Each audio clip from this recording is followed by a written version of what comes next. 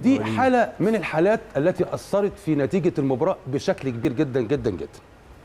هنتكلم بالقانون ونتكلم بالاعتبارات بتاعتنا ونشوف هنا المخالفه. من الذي نجح في لعب الكره كابتن كابتن حلمي؟ وليد. نشوف وليد سليمان. انا النهارده على محمود ما عندوش قدره على لعب الكره ولا عنده فرصه لعب الكره، ولكن هو عمل ايه؟ هو في ارتقاء هنا طلع فوق وبالتالي ارتكب مخالفه باهمال تستوجب احتساب مخالفه. هذا الخطا لو خارج ركله حره مباشره، لو داخل منطقه الجزاء ركله الجزاء مفيش فيها كلام.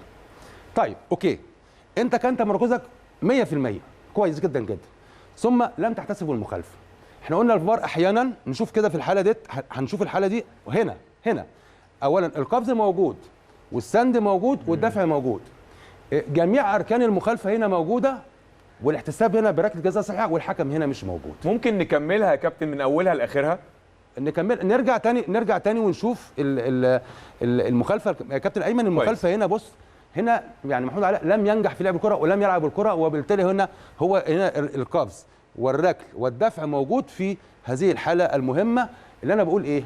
الفار هنا نجدك، يعني ايه عاوز اقول ايه؟ ان الفار هنا جابك، حاول يصحح لك الموضوع بس انت بالظبط كده. ما رضيتش. السؤال هنا يا كابتن علاء، هو الفار جابك ليه؟ كابتن محمد طبعا اكيد انا قاعد الفار شفت ان هنا في مخالفه طبعا، ولكن حضرتك رحت على المخالفه والشاشه جابت لك اللقطه اللي هي ما فيش فيها كلام، ركله جزاء يا كابتن مليون في المية، مفيش نقاش فيها حكم طبعا. دي من اسهل ركلات الجزاء يا كابتن علاء ان الحكم يحسبها.